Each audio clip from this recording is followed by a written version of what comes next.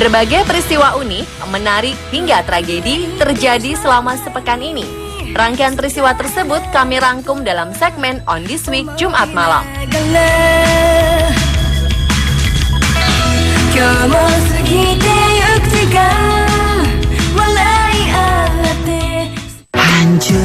Hancur hatiku.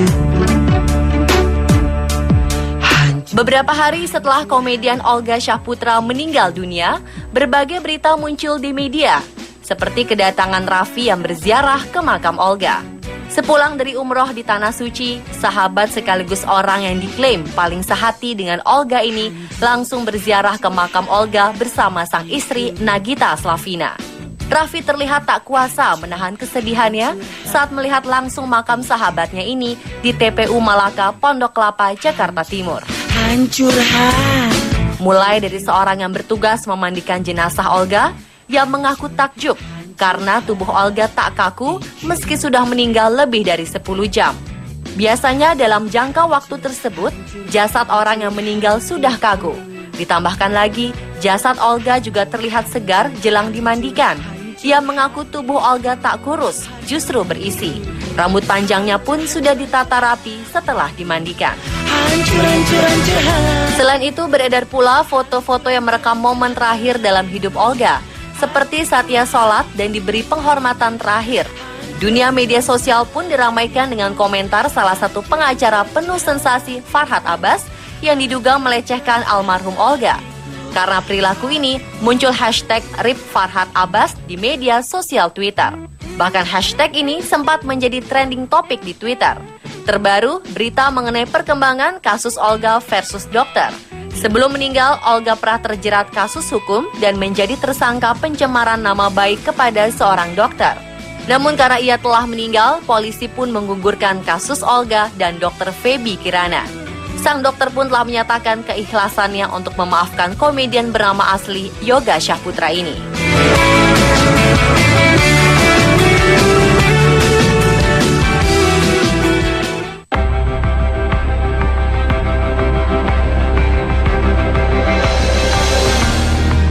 Sekelompok pria bersenjata memakai topeng menyerbu kampus Garissa University College di kota Garissa, Kenya beberapa hari lalu. Mereka meledakkan bom dan baku tembak dengan aparat keamanan terjadi selama beberapa jam. 2 petugas keamanan tewas. Aparat kepolisian dan tentara pun bergabung untuk membebaskan sandera. Diduga para penyerang menyandera sejumlah mahasiswa yang masih terjebak di dalam kampus tersebut. Sejauh ini belum ada kelompok yang mengklaim bertanggung jawab atas serangan ini. Namun sebelumnya, kelompok militan Somalia, Al-Shabaab, telah melakukan beberapa serangan di Garissa dan wilayah-wilayah Kenya lainnya, termasuk serangan ke pusat perbelanjaan mewah di ibu kota Nairobi pada 2013 lalu. Jumlah korban jiwa dilaporkan terus bertambah. Sejauh ini 14 orang tewas dan puluhan lainnya luka dalam insiden yang terjadi di dekat perbatasan Somalia itu. Kepolisian kesulitan untuk masuk ke area tersebut karena beberapa penyerang berada di atas atap gedung dan terus menghujani mereka dengan timah panas.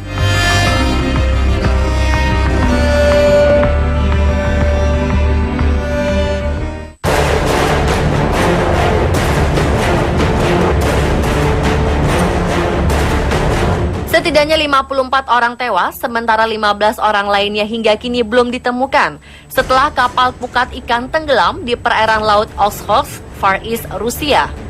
Kapal yang mengangkut 132 orang itu tenggelam pada Rabu 1 April malam lalu waktu setempat. Telah ditemukan 54 korban jiwa dan 63 orang berhasil diselamatkan. Kapal Dalny Vostok ini tenggelam di lepas pantai Kamchatka, sekitar 250 km sebelah selatan Magadan, kota utama di wilayah jarang penduduknya di Far East, Rusia. Belum diketahui penyebab tenggelamnya kapal. Seorang perwira Pusat Koordinasi Penyelamatan Maritim lokal mengatakan sebanyak 78 warga Rusia ada di kapal naas ini dan sedikitnya 40 orang berasal dari Myanmar serta warga negara lainnya dari Ukraina, Lituania, dan Vanuatu.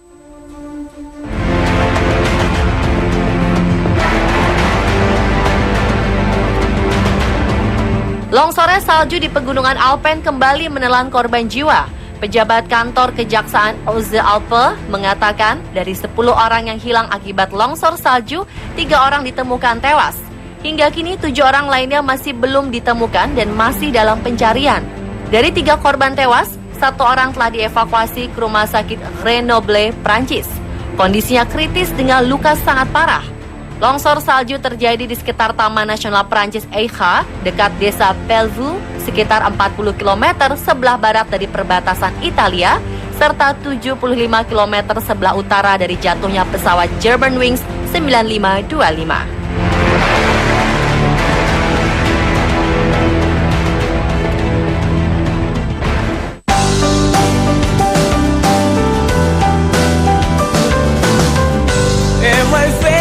Sebuah toko barang bekas di kota Brisbane, Australia, menggelar tur keliling negara bagian Queensland untuk menjual baju pengantin bekas.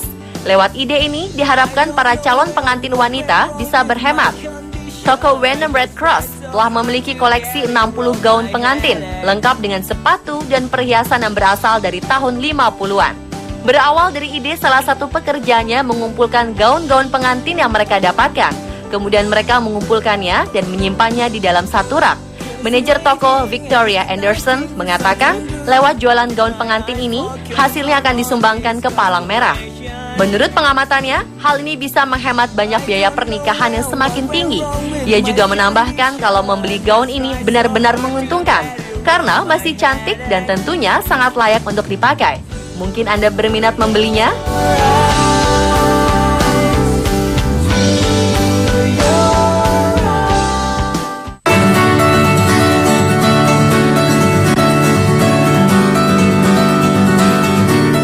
Turki mengalami insiden listrik padam besar-besaran.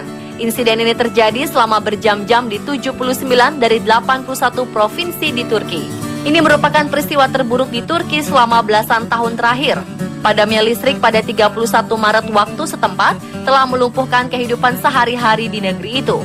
Mulai dari terhentinya sistem tram dan kereta bawah tanah hingga gelap gulitanya pusat-pusat perbelanjaan. Warga pun banyak yang mengantri bensin untuk menyalakan genset di rumah-rumah mereka. Disebutkan penyebab padamnya listrik adalah adanya masalah dengan jaringan transmisi daya listrik. Beberapa kota mengalami pemadaman selama 3 jam, namun ada pula yang hingga 5 jam lebih. Listrik mati yang meluas seperti ini terbilang sangat langka terjadi di Turki. Menurut pejabat-pejabat energi di Turki, pemadaman listrik ini merupakan yang terbesar dalam 15 tahun terakhir.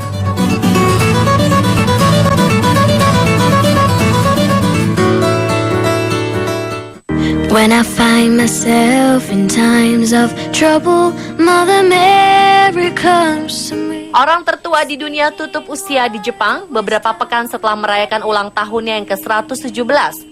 Misao Okawa meninggal di panti jompo di kota Osaka yang merupakan kota kelahirannya.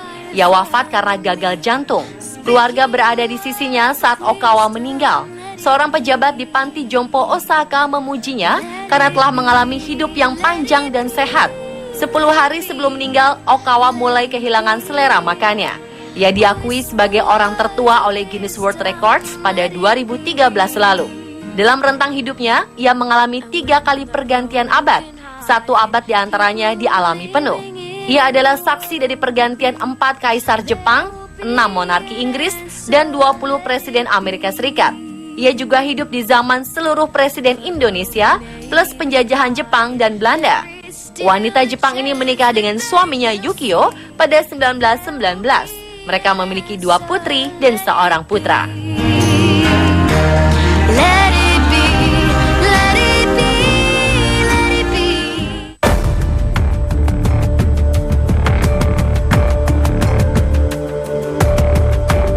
Mulutmu harimaumu. Pengadilan Negeri Thailand menjatuhkan vonis 25 tahun penjara kepada seorang pria berumur 58 tahun setelah dinyatakan bersalah karena telah memposting gambar-gambar di halaman Facebooknya yang dianggap menghina kerajaan Thailand.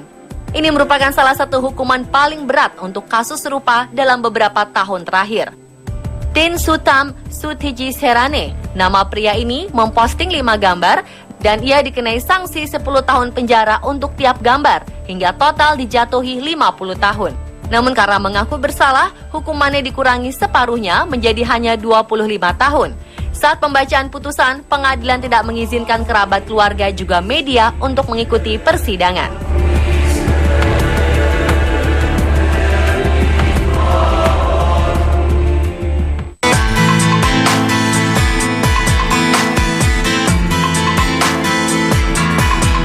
Ribuan pengguna internet telah menyebarkan foto seorang bocah Suriah yang mengangkat kedua tangannya karena mengira kamera yang diarahkan kepadanya merupakan senjata api. Ramainya peredaran foto bocah Suriah berambut poni dan berpipi tembam di dunia maya ini tak lepas dari peran Nadia Abu Saban. Jurnalis fotografer yang berbasis di Gaza, Palestina ini menyebarkan foto tersebut lewat Twitter. Sejak diunggah ke dunia maya, foto itu telah dilihat ribuan kali dan mendapat ribuan komentar. Ada berbagai komentar yang menggambarkan kesedihan. Saat ditanyakan kepada Nadia, ia mengaku dirinya bukan pengabadi momen tersebut. Ia juga tidak bisa menjelaskan identitas fotografer yang mengambil foto itu. Titik terang mulai muncul ketika seorang pengguna Imgur, situs khusus untuk berbagi foto, mengaitkan foto tersebut pada sebuah clipping surat kabar Turki. Nama fotografer dalam clipping foto tersebut ialah Osman Sagirli. Menurutnya, bocah yang ia bidik sebenarnya adalah bocah perempuan bernama Budea. Bocah berusia 4 tahun ini adalah anak keluarga pengungsi di kamp pengungsian Atmeh, Suriah, 10 km dari perbatasan Turki. Anak ini sampai di kamp bersama ibu dan 2 saudara kandungnya setelah berpergian sejauh 150 km dari rumah mereka di kota Hama, Suriah.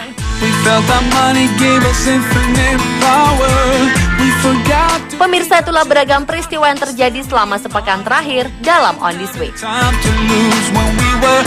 So busy feeling so satisfied. I'm walking with my head lowered in shame for my